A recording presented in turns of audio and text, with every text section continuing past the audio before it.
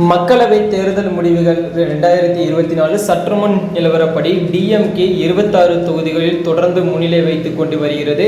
காங்கிரஸ் 3 தொகுதிகளிலும், சிபிஐஎம் 2 தொகுதிகளிலும், கம்யூனிஸ்ட் கட்சி 1 தொகுதிகளிலும், ஐயுஎம்எல் 1 தொகுதிகளிலும், விசிகே 1 தொகுதிகளிலும், ஏடிஎம்கே 1 தொகுதிகளிலும், பிஎம்கே 1 தொகுதிகளிலும் தொடர்ந்து முன்னிலை வைத்துக் கொண்டு வருகிறது.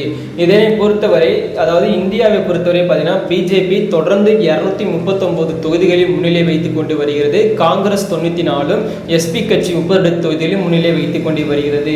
அனைவரும் எதிர்பார்க்காதபடி வாரணாசி தொகுதிகளில் நரேந்திர மோடி பின்னுக்கு தள்ளி அவருக்கு எதிராக போட்டியிட்ட அஜய் ராய் தொடர்ந்து முன்னிலை வைத்துக் கொண்டு வருகிறார்.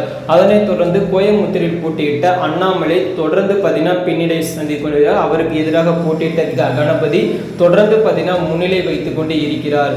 இது சற்றுமுன் வந்த நிலவரப்படி. இதே மாதிரி ஒவ்வொரு 1 மணி நேரத்திற்கும் அப்டேட்டுகளை தெரிந்து கொள்ள நம்ம சேனலுடன் இணைந்திருங்கள். அனைவருக்கும் நன்றி, வணக்கம்.